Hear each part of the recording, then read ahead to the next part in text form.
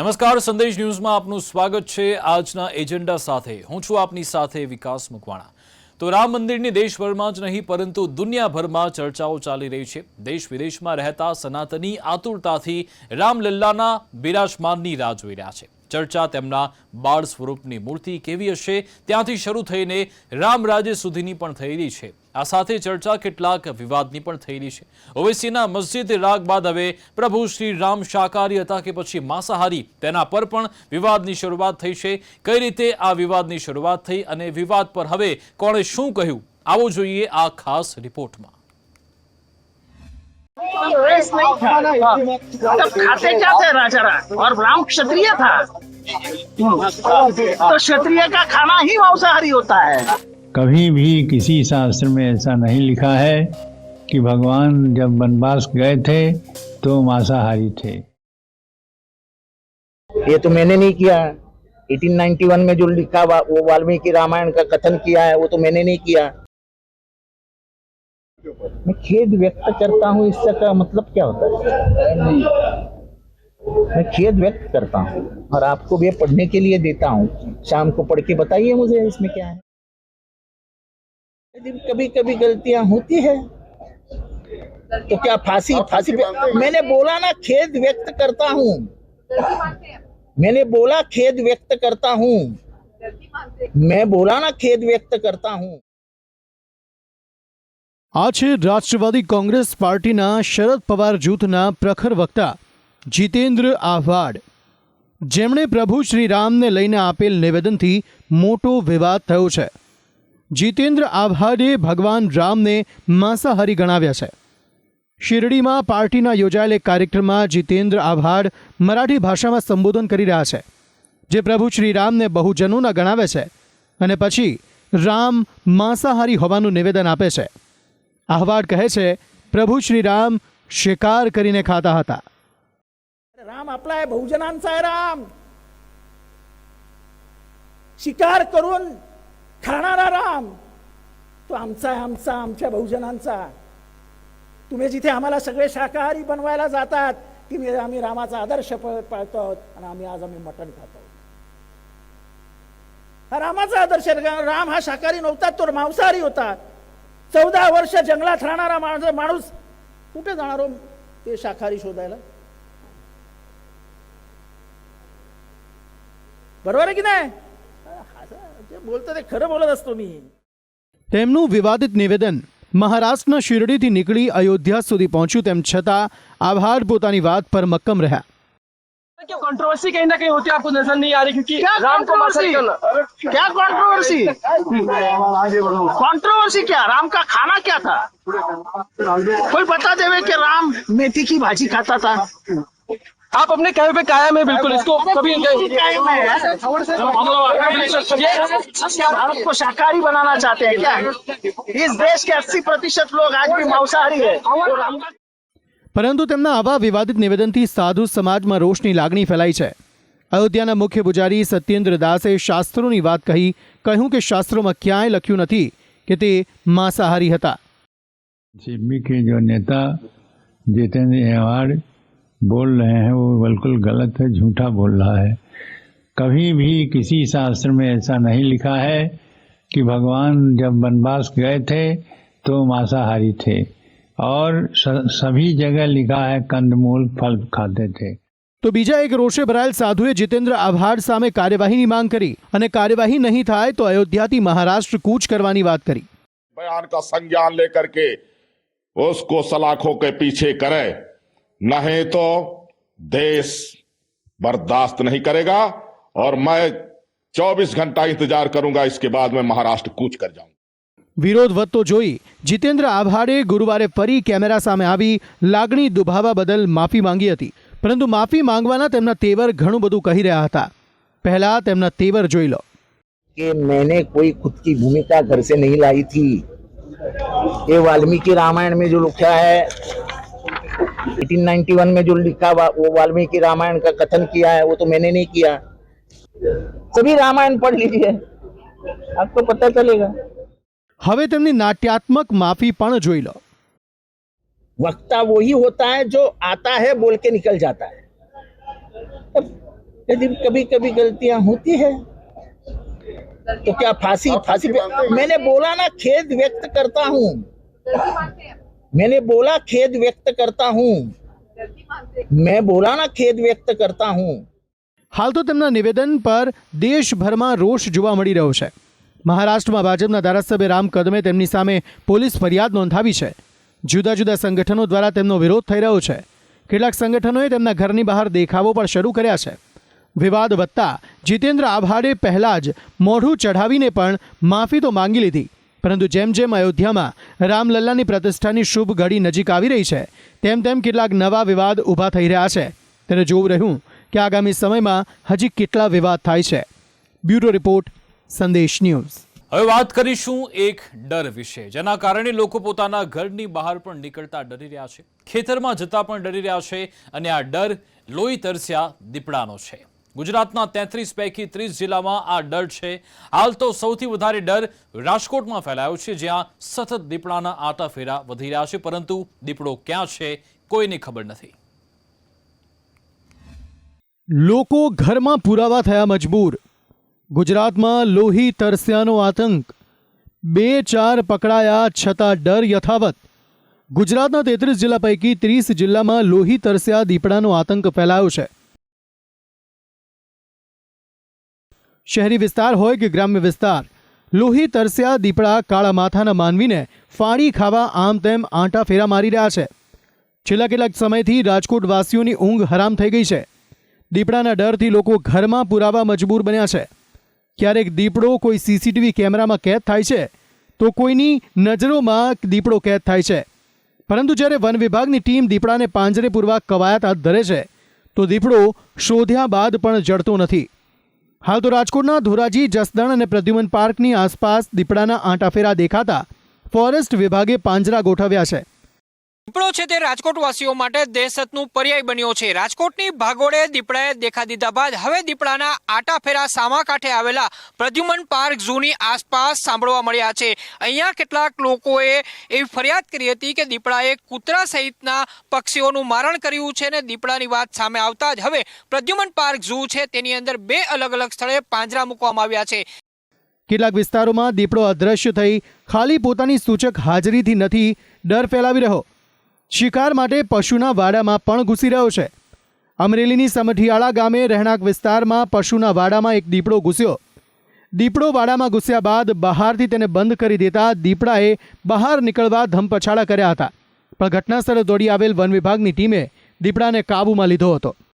સવારે અમારા બાજુ ઢોર દોવા ગયા, હું વાડીએ વહી ગયો તો દોવા ગયા ત્યાં એ ટપીને આવ્યો અને ઉકરાટો કર્યો. ત્યારે એમ કે મીંદડું છે, જોયું ત્યાં દીપડો હતો. પછી અમે સરપંચને ને નાણીભાઈને નંબર મારી ફાઈ નહોતા, બીજા મારફત ફોન કરાવ્યો અને એ રેસ્ક્યુ કરવા આવી ગયો સ્ટાફ બધો. અમારે કાંતિભાઈ કોરાટ છે, એમના ઘરે દીપડો ઘૂસી ગયો. કાંતિભાઈનો ફોન આવ્યો સવારે, પછી આપણે વન વિભાગને જાણ કરી. એ લોકો તાત્કાલિક પિંજરું અને પોતાનો બધો સ્ટાફ આવી ગયો અને રેસ્ક્યુ કરી અને અત્યારે દીપડાને ઇન્જેક્શન મારી બેહોશ કરેલો છે. આ પહેલા લોહી તરસ્યાના આંટાફેરા મારતો વિડીયો એક સાબરકાંઠાથી વાયરલ થયો હતો. પ્રાંતિજના ઘડીથી મઠ બાજુ જતા ખારી નદીમાં દુબાકા મારતો દીપડો કેમેરામાં કેદ થયો હતો, જેને લઈને વિસ્તારમાં ભયનો માહોલ ફેલાયો છે. પરંતુ જંગલી જાનવરો જંગલ છોડી બહાર કેમ આવી રહ્યા છે? એવું તો કયું કારણ છે કે દીપડો જંગલ છોડી કોન્ક્રીટના જંગલમાં ફરી રહ્યો છે? જેનું સૌથી મોટું કારણ છે ઘટતા જંગલ અને વધતી દીપડાની સંખ્યા. દાયકાઓથી જંગલ વિસ્તાર ઘટતો રહ્યાની રાવ છે, તો આ સાથે દીપડાની સંખ્યા પણ વધી છે. છેલ્લા 8 વર્ષમાં દીપડાની સંખ્યા વધીને 2274 થઈ છે. વર્ષ 2016માં દીપડાની સંખ્યા 1395 હતી, જે 2019માં વધીને 1600 થઈ અને હાલ દીપડાની સંખ્યા 2274 पर पहुंची है. लगभग आनंद और 1 और 2 डिस्ट्रिक्ट छोड़ करके सभी डिस्ट्रिक्ट पे दीपड़ा देखा गया है. इस बजट में हम लोगों ने आने वाले बजट में हम लोगों ने रखा है क्विक रिस्पांस टीम, और जो बनाव के स्थल पे तुरंत पहुंचेगा और केज वगैरह के माध्यम से दीपड़ा को पकड़ने की कोशिश करेगा.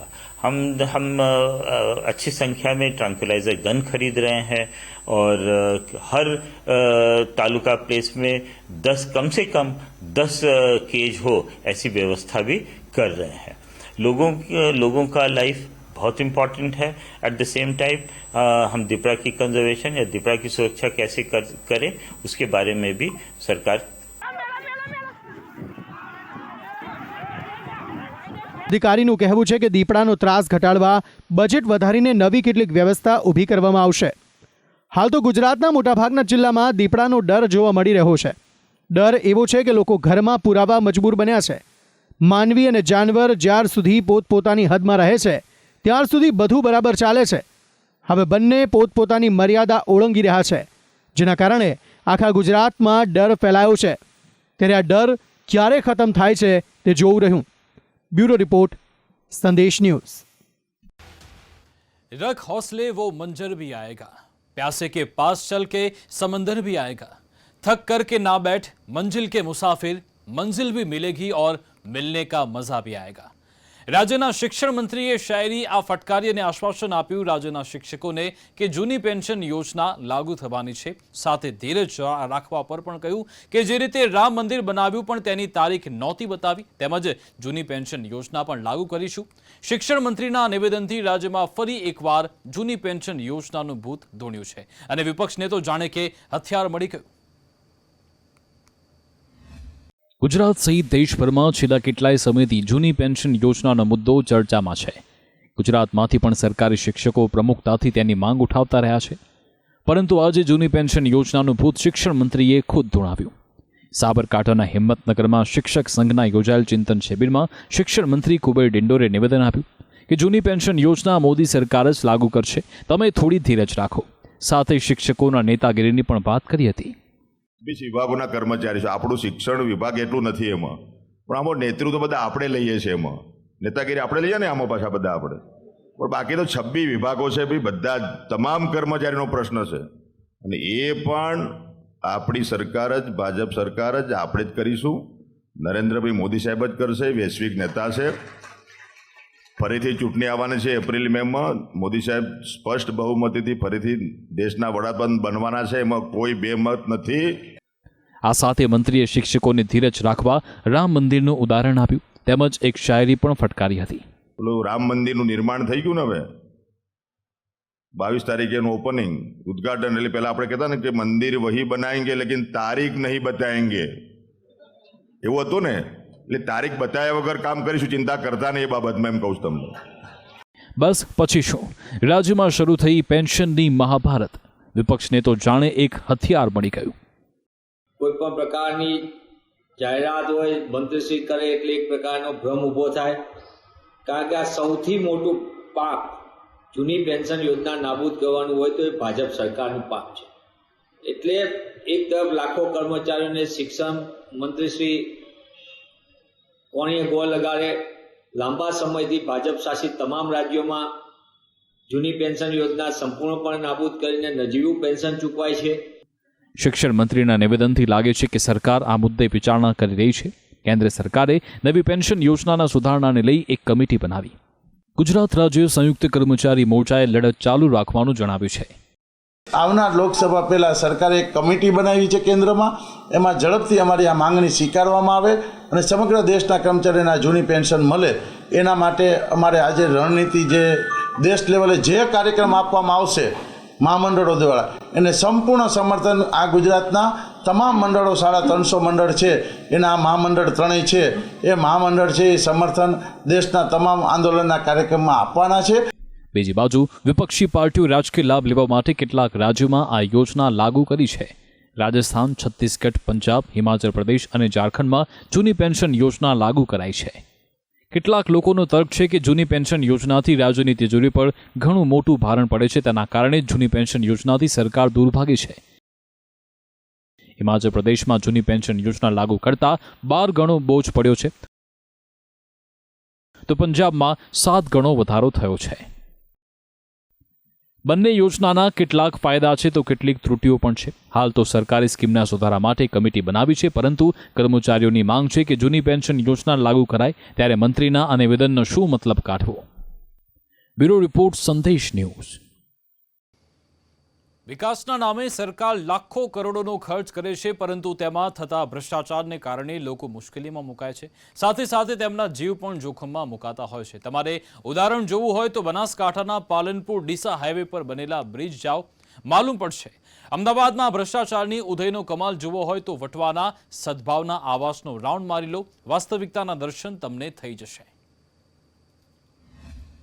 તૂટેલી ફૂટેલી હાલતના બ્રિજ તો તમે ઘણા જોયા હશે, પણ આવો ડિસ્કો બ્રિજ આજ પહેલા તમે ક્યારેય નહીં જોયો હોય. દ્રશ્યો ધ્યાનથી જોશો તો માલુમ પડશે કે બ્રિજનો એક ભાગ પર વાહનો આવે એટલે વાહનો કૂદવા લાગે છે. આ ચમત્કાર છે એન્જિનિયરનો, જેણે બનાસકાંઠાનો પાલનપુર ડીસા હાઈવે પરનો આ બ્રિજ બનાવ્યો છે. બ્રિજનું કામ એટલી નબળી ગુણવત્તાનું છે કે બ્રિજ અધવચ્ચેથી દબાઈ ગયો છે, જેને કારણે બ્રિજ પરથી પસાર થનારા વાહન ચાલકોને અકસ્માતનો ભય લાગી રહ્યો છે. હા, અમે જ્યારે પાલનપુર ડીસાથી પાલનપુર આવતા હતા, એ જોડનાપુરા જે બ્રિજ બનેલો છે ને એ બહુ દબાઈ ગયેલો છે અને 3 ફૂટ ગાડી કૂદકો મારે છે. આ તો અમારા જીવના જોખમે નીકળી ગયા, પણ મોટો ભયાનક અકસ્માત થાય એવું લાગી રહ્યું છે અમને. એ ઓવરબ્રિજ બન્યાને 2 વર્ષ થયા છે હજી, છતાં ઓવરબ્રિજ ઉપર 2 થી 3 જગ્યાએ દબી ગયો છે. આવવા અને જવા બંને સાઈડ 2 થી 3 જગ્યાએ દબી ગયો છે. જે રોડ દબેલો હોવાથી ગાડીઓ 2 થી 3 ફૂટ ઊંટી પટકાય છે, અને બાઇકવાળા તો ઘણીવાર 2 થી 3 ફૂટ ઊંચા કૂદવાથી પાછળ બેઠેલ લેડીઝ હોય એમને તકલીફ પડે છે. તેમજ મારો પણ 1 થી 2 વાર મોબાઈલ આ ખાડાના કારણે પડી ગયો છે. હજી તો આ બ્રિજનું 2 વર્ષ પહેલા જ લોકાર્પણ કરવામાં આવ્યું હતું. તેવામાં બીજી વખત બ્રિજના બાંધકામમાં ભ્રષ્ટાચારની રાવ ઉઠી છે. આ વખતે તો રિનોવેશન થયાના કાગળો પરની શાહી સુકાઈ પણ નથી, ત્યાં જ આવી હાલત બની ગઈ છે. હાલ તો જિલ્લા કલેક્ટર કહી રહ્યા છે કે અમે રિપોર્ટ મંગાવ્યો છે, રિપોર્ટના તારણ બાદ કાર્યવાહી હાથ ધરાશે. DFCC દ્વારા નિર્મિત બ્રિજ બાબતે અનેક જગ્યાએથી અમને રજૂઆતો અને ફરિયાદો મળી હતી. DFCC સાથે જે અમે મૌખિક ચર્ચા કરી છે એ પ્રમાણે અત્યારે IIT ગાંધીનગર એમના સેફટી અને એમના જે સેફટી કન્સલ્ટન્ટ છે એમની નેજા હેઠળ જે પણ સમારકામ અને રેમિડિયલ એક્શન છે એની કામગીરી ચાલી રહી છે. મેં એમના પાસેથી એક લેખિત રિપોર્ટ માંગ્યો છે. જે લિખિત રિપોર્ટ આવશે એની અંદર જે પણ જરૂરી જણાશે એ પ્રકારની કાર્યવાહી મેં આગળ હાથ ધરશું. એક બાજુ તંત્ર રિપોર્ટની રાહ જોઈ રહ્યું છે તો બીજી બાજુ બ્રિજ પર વાહન ચાલકો ડિસ્કો કરી રહ્યા છે. પરંતુ આ સ્થિતિ જોતા લાગતું નથી કે આ તો પૈસાનું પાણી છે. તો આવું જ પૈસાનું પાણી EWS આવાસના મકાનોના બાંધકામમાં થઈ રહ્યું છે. અમદાવાદના વટવામાં બનેલા આવાસને જોઈ તમે પણ આવું જ કહેશો. અમદાવાદ મ્યુનિસિપાલિટી કોર્પોરેશન સ્માર્ટ શહેરની વાતો કરે છે, વિકાસશીલ શહેરની વાતો કરે છે, પરંતુ વાસ્તવિકતા જુદી છે. આજે હું આપને દ્રશ્યો બતાવીશ અમદાવાદના છે કે જ્યાં વટવા વિસ્તારના છે. એક સમય આ દ્રશ્યો જોયા પછી તમને થતું હશે કે શું આવું પણ હોઈ શકે, પરંતુ આ વાસ્તવિકતા છે. અમદાવાદના વટવાની અંદર આવેલા સદભાવના હિન્દુસ્તાન જે ફ્લેટનું નામ આપવામાં આવ્યું છે ત્યાંના આ દ્રશ્યો છે. આમ તો હિન્દુસ્તાન નામ આવે એટલે કે કોઈ પણને લાગે કે હિન્દુસ્તાન છે એટલે કંઈક સારી વ્યવસ્થાઓ હશે, પરંતુ આ દ્રશ્યો જોઈને લાગે કે શું હિન્દુસ્તાન આવું પણ હશે, કેમ કે જે રીતની સ્થિતિ અહીંયા થઈ છે, જર્જરિત ફ્લેટ છે. 10 વર્ષ પહેલા જે ફ્લેટ હતા તે ખખડધજ હાલતમાં થઈ ચૂક્યા છે. ક્યારે પણ આ ફ્લેટ ધરાશાયી થાય તેવી સ્થિતિ છે. બીજી બાજુ અસહ્ય ગંદકી છે, લોકો અહીંયા વારંવાર બીમાર પડે છે. આજે રિવરફ્રન્ટ અમદાવાદની શાન બન્યું છે, પરંતુ રિવરફ્રન્ટ આવ્યા બાદ સાબરમતી નદી કિનારે વસતા લોકોને વટવામાં આવાસના ફ્લેટ ફાળવવામાં આવ્યા હતા. વટવાના સદભાવના નગર 290 બ્લોકનું છે, જેમાં 9000થી વધુ મકાનો છે. પરંતુ 11 વર્ષમાં અહીં રહેતા લોકોની જિંદગી નરક બની ગઈ છે. ન તો પાણીનું કનેક્શન છે, ન તો કોઈ સુવિધા, સાથે જ્યાં ત્યાં ગંદકીના ગંજ. સ્થાનિકોનો આરોપ છે કે અમારી રજૂઆત કોઈ સાંભળતું નથી.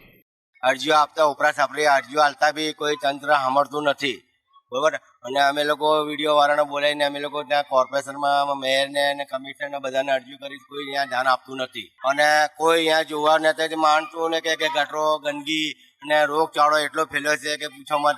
ઘરે ઘરે બીમારીમાં માણસો બીમાર પડ્યા છે. ફ્લેટમાં બી એવું જર્જરિત ફ્લેટ જ છે, મકાન તો ક્યારે બી તૂટી પડે, મકાનની પાછળ બી ગટર ઉભરાઈ રહેલી છે, બધે એવી જ પ્રોબ્લેમ છે. જર્જરતી હાલતમાં रहती जिंदगी નો પ્રશ્ન कांग्रेस उठाव्यो છે. जो जनता जो सड़कों पर रहती थी उनको पक्का मकान दिए जाने की बात थी, लेकिन उनका हक भी छीन कर खाने के लिए कॉन्ट्रैक्टरों के साथ मिली भगत कर करोड़ों रुपए का भ्रष्टाचार किया. और उसका नतीजा ये निकला कि 2011 में जो 9000 आवास बने हैं, आज यहाँ पर जब दौरा किया तो पता ये लग रहा है कि 10 साल में ही उन आवासों की परिस्थिति ऐसी हो चुकी है कि कभी भी वो आवास गिर सकते हैं. यहाँ में ड्रेनेज लाइन की तकलीफ है, पानी पीने की तकलीफ है, सड़क नहीं है. हाल तो बनासकांठानो डिस्को ब्रिज અને અમદાવાદના જર્જરિત આવાસના મકાન ચાળી ખાઈ રહ્યા છે કે બાંધકામમાં નક્કી મોટો ભ્રષ્ટાચાર થયો છે. ન તો આટલા સમયમાં આવી હાલત બને. જો અત્યારે જ આ સિસ્ટમમાં ઘૂસેલી ભ્રષ્ટાચારની ઉધઈ પર નિયંત્રણ મેળવવામાં નહીં આવે તો એક દિવસ તે આખી સિસ્ટમને કોરેકોરી ખાઈ જશે અને આપણે બધા તમાશો જોતા રહી જશું. બ્યુરો રિપોર્ટ, સંદેશ ન્યૂઝ.